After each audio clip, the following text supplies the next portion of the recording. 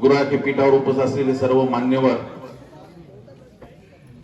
उस्माननगर नगरीमधील सर्व मोठ्या संख्येने उपस्थित असलेले माझ्या माता भगिनी, माझे बंधू, माझे सहकारी, सर्व माझे सुजान मतदार राज्य बंधू भगिनी आणि मर्दहो, सर्वप्रथम या ठिकाणी मी उभा आहे महाविकास आघाडीच्या शेतकरी कामगार पक्षाच्या आशाबाई श्यामसुंदरजी शिंदे अधिकृत उमेदवारांच्या प्रचाराच्या साठी मी या ठिकाणी आलो। आपल्या सगळ्याला माहित आहे की मी या प्रक्रियेमध्ये होतो। आदरणीय मनोजदादा जरांगे पाटलांच्या आदेशाने मी फॉर्म भरला आणि त्यानंतर काही अडचणी आल्यामुळे त्यांनी ज्यावेळेस सांगितलं की फॉर्म विड्रॉल करून घ्या, एकाही क्षणाचा विलंब न करता त्यांचा आदेश मानून त्या ठिकाणी 5 वर्ष काम करून सुद्धा त्या ठिकाणी फॉर्म परत घेतला। खऱ्या अर्थानं पाहिलं तर समाजाची जाण किंवा त्यांचा मान ठेवणं हे माझं सगळ्याचं कर्तव्य आहे। आदरणीय भाई केशवरावजी धोंडगे साहेबांनी मला शिकवलंय की 18 पगड जाती धर्माच्या लोकांना सोबत घेऊन काम केलं पाहिजे, त्यांच्या हक्कासाठी लढलं पाहिजे, त्यांच्या न्यायासाठी लढलं पाहिजे। ज्यावेळेस ह्या सगळ्या परिस्थिती निर्माण झाली, मी जर घरी राहिलो तर माझे कार्यकर्ते सगळे वाड्यावर राहिले असते, कोणी इकडे गेलं असतं, कोणी तिकडे गेलं असतं, परेशानी झाली असती। सगळं मला निर्णय घेणं गरजेचं होतं, पण आमच्या घरांनी कधी जात पात धर्म बघितला नाही आणि आम्हाला महाविकास आघाडीच्या माध्यमातूनच कोणाला तरी आपल्याला या ठिकाणी पाठिंबा देणं गरजेचं होतं। मग कोणाला द्यायचा? कार्यकर्त्याची बैठक घेतली, त्यांच्याशी विचार केला, सगळ्याशी चर्चा केली। खऱ्या अर्थानं जे शेतकऱ्यांच्या हितासाठी लढणारा, त्यांच्या हक्कासाठी लढणारा, त्यांच्या हमीभावासाठी लढणारा, तरुणाच्या हाताला काम देणारा, त्यांना रोजगार उपलब्ध करून देणारा, त्याला खऱ्या अर्थाने विकासाची जाण आहे, खऱ्या अर्थानं जनसामान्याची तळमळ आहे, त्यांना खऱ्या अर्थाने या मतदारसंघातल्या 18 पगड जाती धर्मामध्ये ते न करता सगळ्या जाती धर्माला सोबत घेऊन जाणाऱ्या उमेदवाराच्या पाठीमागे राहायचं काम करणं हे खूप अवघड होतं।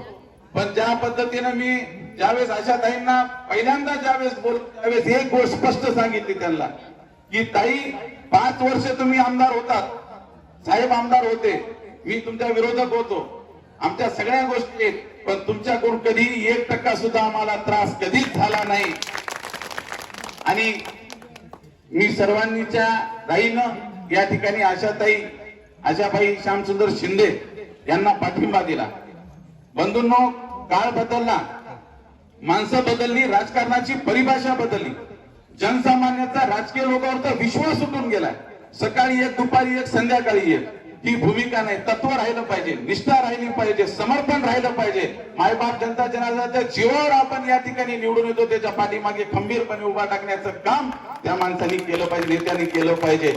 आशाताई खऱ्या अर्थानं बघितलं तर आपल्या कंधारमध्ये एक योग, सुवर्ण योग जुळून आलेला आहे।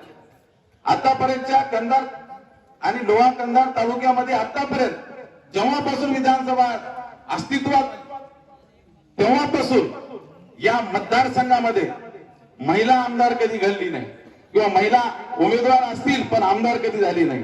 तर मी माझ्या सर्व मायबाप जनता जनाला हात जोडून विनंती करतो का हा इतिहास, कारण या मनेआरकोराने नेहमी इतिहास रचलाय, अन्यायाविरुद्ध आवाज उठवलाय, त्यासाठी हा इतिहास या मनेआरकोऱ्याच्या माझ्या मायबाप जनता जनार्दनाने त्या ठिकाणी घडवावा आणि या लोहा कंधारची पहिली आमदार म्हणून आशाबाई शिंदेंना आपण निवडून मोठ्या संख्येनं द्यावं, हे आव्हान मी या ठिकाणी करण्यासाठी आलो। अधिक वेळ घेणार नाही, वेळ खूप कमी आहे।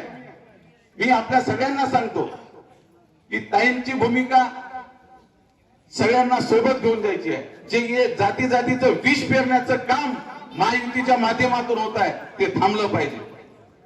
आपल्या गरगरीब कष्टकरी लोकांच्या न्यायी हक्कासाठी लढलं पाहिजे, गुराखी राजासाठी, कुणबी राजासाठी लढलं पाहिजे, ही भूमिका समोर आली पाहिजे। माझ्या माता भगिनीच्या हक्कासाठी लढलं पाहिजे, बचत गट स्ट्रॉंग करण्याच्या संदर्भामध्ये, त्याला ताकद देण्याच्या संदर्भामध्ये लढलं पाहिजे। ती आशाताईच्या रूपामध्ये निश्चित होईल एवढी या ठिकाणी आशा, कारण आशा म्हणजेच आशाताई, आशामध्ये सगळं आशेवर आपण जगतो।